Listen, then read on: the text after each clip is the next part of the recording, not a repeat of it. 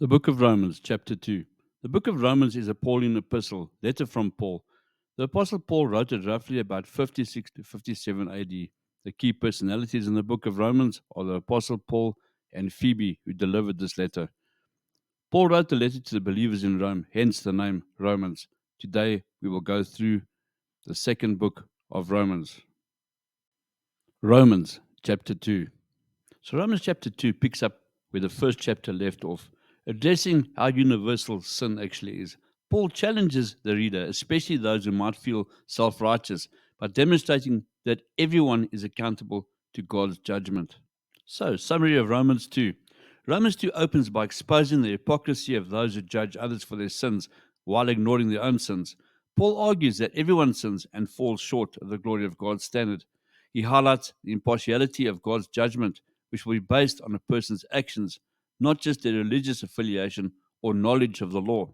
The concept of inward transformation takes center stage in this chapter. Paul emphasizes that outward religious practices or knowledge of the law are insufficient. True righteousness comes from a genuine change of heart, evidenced by living according to God's will. The chapter also explores the concept of God's kindness and patience. These qualities are meant to lead people to repentance, not provide an excuse for continued sin. However, those who remain hardened, continue to disobey, will face God's wrath. The different themes in Romans. The first one, universality of sin. This chapter reinforces the concept that all people have sinned and fall short of God's glory, and we find this in Romans 3, verses 23. Second point, impartial judgment. God judges everyone based on their actions, not their ethnicity or religious background. True righteousness. Following God's will and experiencing a genuine change of heart is essential for true righteousness. Next point is God's kindness and judgment. God's kindness offers an opportunity for repentance, but those who persist in sin will face his judgment.